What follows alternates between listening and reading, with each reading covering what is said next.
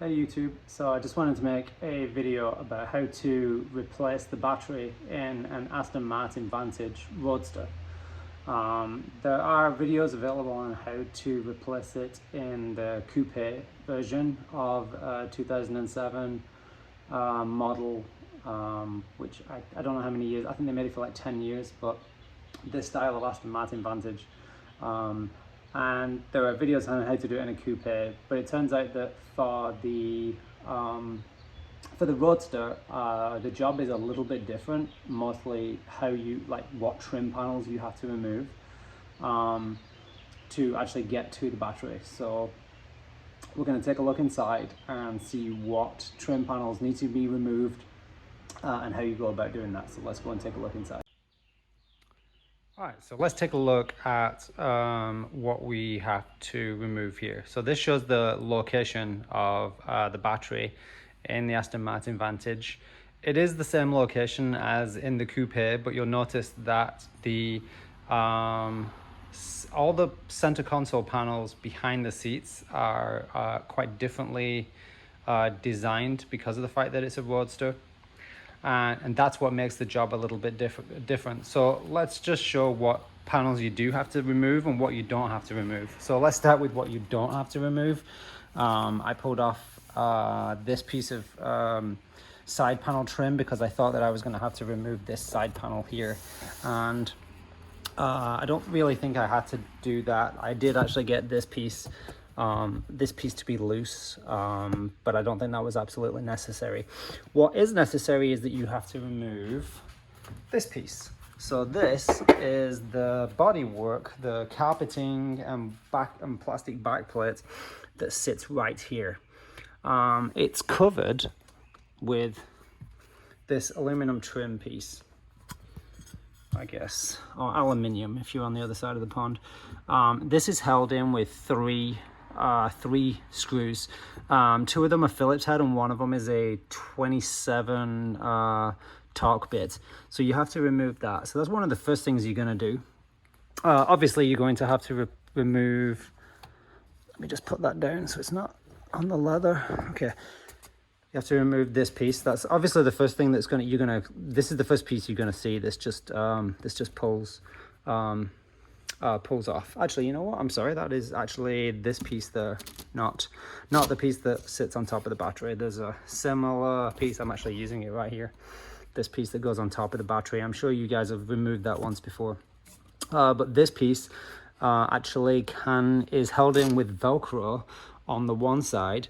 And then clips on the other side, and it's held on also by one screw which is located here. So you're going to remove this Phillips screw here. What you want to do is you want to make this panel loose. It doesn't actually have to come all the way off, it has to be loose. In order to do that, you have to take off this leather trim piece here that sits here, and also yes, this rubber insert. This just pulls off and then this will pop out. This is just clipped into place. It's not held in with any screws at all, so you should just be able to pull this straight up. I'm going to pop it over here. Once you have done that, you'll see that there are Phillips head screws here and here, and on this side I've removed them. So I've got a total of 3 screws here. One of them was from there, 2 of them from here. Once you've got that loose, you can pull it aside, and the panel that sits here will then be loose to pull forward, but it won't come off because it's actually held down underneath the carpet. So this is how it is orientated. You'll see there's 2 holes on the bottom where some screws will go.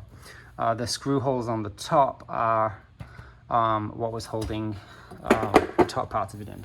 But let's concentrate on the bottom part. This is only accessible by going underneath the carpet. So you pull up the carpet and you find this plastic cover underneath your carpet. You're going to remove 2 10mm bolts. These little guys. You're going to remove 2 of these little anodized screw bolts. They're going to remove from here and here. And once you've done that, you can then pop this up. That will allow this panel to come off. From this point onwards, you should be able to follow the instructions in other videos in order to be able to get the battery out. You're going to use 27mm torque screws to loosen these things here so that these can be slid off to the side. Hopefully they're going to slide over here and out of the way so that I can get these sliders off. And then this is the mounting bracket on top. That's going to have to be removed. You can see I've already got the terminals removed, which means if you remove those terminals from the battery, you won't be able to raise and lower the roof. Raising the roof to the service position actually may have made it easier, so that this wouldn't have to be kind of flexed in order to get the piece out. It might have come out a little bit more easily. But I didn't put the roof into the service position. As you can see, this is all the way down, and so therefore I wouldn't be able to remove this even if I tried. So it doesn't look like you have to put the roof in the service position with this like up, but if you are going to do that, obviously do it before you disconnect the battery. Okay, so that's about it for now. I'm going to just show you one more thing, which is what kind of battery you need. So this, the battery in this car is a H8 battery, or Henry 8 battery. This particular one is from Costco. So you can easily buy this kind of battery. It's probably used in a number of other vehicles. One thing I did come across was that when I called Costco, they told me that they don't have the battery for my car. And I said, well, do you have this size of battery? And they didn't really know what I was talking about. They just told me, well, we don't have it for your car, so end of conversation. So I ended up going into the store and seeing it and then picking it up. So this is what's going to get dropped in there. All right, so time to swap out the battery. So the battery is now ready to come out. One thing that is nice is that these do actually slide off quite easily because there's a space here behind the panel. So I hear that that's one of the problems with the coupe model. Coupe model, it's hard to get those off because presumably there's a panel here and that makes it difficult. Once you've loosened these up, as I said, you just loosen. You don't have to remove those bolts, you just loosen them so that they are unlocking and they're no longer clamping to the battery. So you just loosen those. Oops, other way up. Loosen those, slide them off to the side. You're then going to have to remove this bolt here. So this bolt sits underneath. It is a 10mm, I think. Yeah, 10mm bolt. You remove that from under there. There is then a second one buried under here. So you're going to put an extension down there and you're going to pull this bar off with the 10mm bolt on the end of it. Once you've done that, the battery will actually slide forwards, and then once you've slid it forwards, you're probably going to have to stand in the footwell, so you in this space here, so you're gonna have to remove all of this stuff here, take it out, give yourself some space to stand.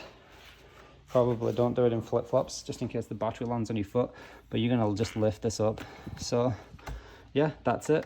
Now gonna swap out and put in the new one, put it all back together again.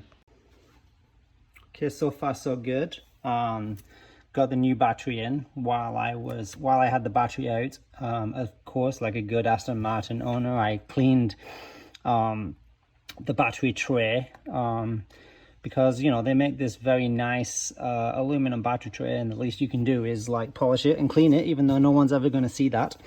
So this is in. It is secured. The most fiddly thing was to get this kind of N-shaped bracket back on again, because the bolt that holds it in, that 10mm bolt down there, it's not very easy to see.